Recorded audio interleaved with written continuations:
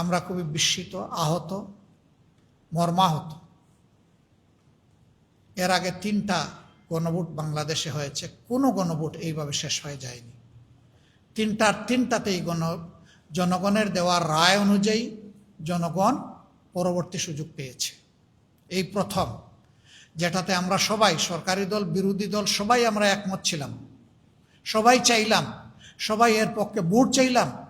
এখানে সেইটাকে অগ্রাহ্য করা হলো, অমান্য করা হলো এবং এটাকে শেষ করে দেওয়া হলো। কার্যত জনগণের চূড়ান্ত অভিপ্রায়, যেটাকে সংবিধানের চূড়ান্ত জায়গায় স্থান দেওয়া হয়েছে, সেইটাকেই কিন্তু লঙ্ঘন করা হলো। আমরা এই অবস্থা মেনে নিইনি। আমরা জনগণের অভিপ্রায়ের প্রতি সম্মান দেখিয়ে আমরা ওয়াকআউট করেছি। আমরা চেয়েছিলাম আন্তরিকভাবে এখানেই হাউজের ভিতরেই তার সমাধান হোক।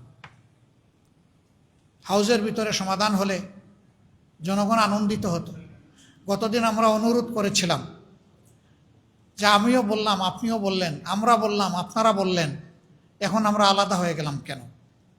আসেন আমরা জনগণের চূড়ান্ত রায়টাকে আমরা সম্মান করি, তাহলে এই মহান সংসদ আরও বেশি সম্মানিত হবে।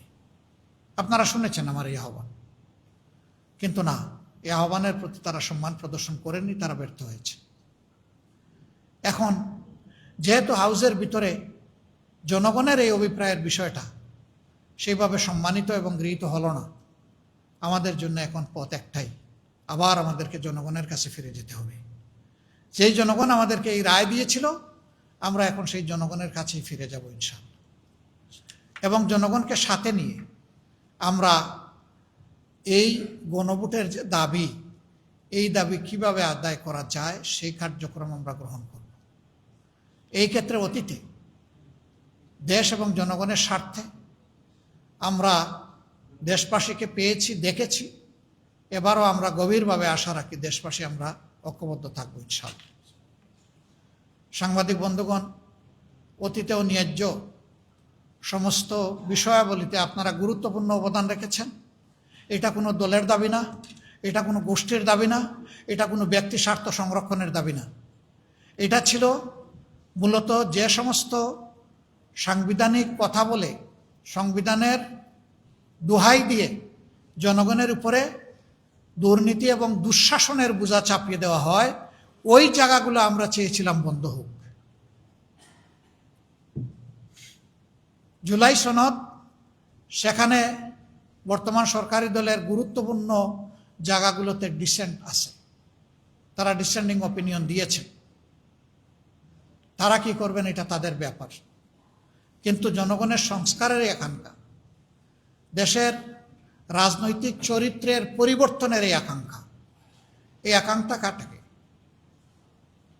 নিয়ম মাফিক চলতে দেওয়া হলো না। এটাই জাতির জন্য, আমাদের জন্য কষ্টের জায়গা, আর এই সংসদের জন্য এটা দুর্ভাগ্যের জায়গা। আমরা আপনাদের সহযোগিতা চাই। আপনারা জানেন 11টি দল আমরা নির্বাচনের আগেই বিভিন্ন দাবিতে আমরা ঐক্যবদ্ধ হয়েছি। আমাদের 2টা মেজর দাবি ছিল, একটা হলো সুশাসন, ন্যায় বিচার, আর একটা ছিল দুর্নীতি দুঃশাসনের বিরুদ্ধে আমাদের অবস্থান।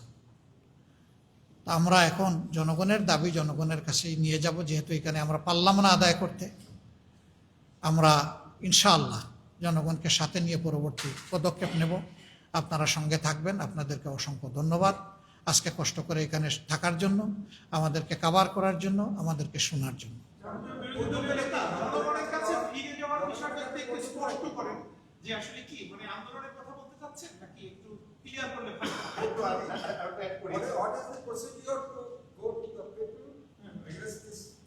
Same question. Thank you very much. আমার মনে হয় এটা সবারই প্রায় কোয়েশ্চেন। না না, আমরা সংসদে থাকবো না এটা বলি নাই। আমরা সংসদ থেকে ওয়াক আউট করেছি, আমরা সংসদকে গিভ আপ করি নাই। আমরা তো সংসদের অংশ। আপনারা দেখবেন কালকে, আবার ওই পরশু কালকে বলছিলাম না যে রাত পোহালে আপনারা দেখবেন, আজকেও বলতেছি রাত পোহালে দেখবেন ইনশাল্লাহ। কালকে আমাদের ভূমিকা কি হয়। আমরা তো সংসদ সদস্য, জাতির দেওয়া এই দায়িত্ব তো আমাদেরকে পালন করতে হবে। আমরা তো জাতির দেওয়া এই দায়িত্বকে আমরা অবহেলা করতে পারি না। আমরা ইনশাল্লাহ আপনারা কালকেই দেখবেন যে আমরা কি করি। এখন কথা হচ্ছে যে আমরা কি আন্দোলন গড়ে তুলব? নিঃসন্দেহে আন্দোলন ছাড়া আমাদের করার আর পথ কি আছে?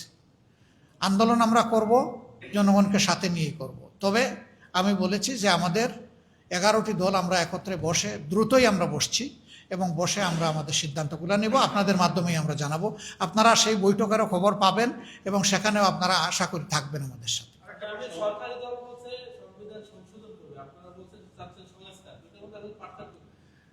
আচ্ছা, সংস্কার আর সংবিধান সংশোধন যদি একই জিনিস হইতো তাইলে কি কোনো ডিভিশন এখানে হতো? সহজ কথা তো। আর এরপরের কথা হচ্ছে, আমি বলেছি যে গণভোট হয় নাই সংবিধান সংশোধনের জন্য, গণভোট হয়েছে সংবিধান সংস্কারের জন্য।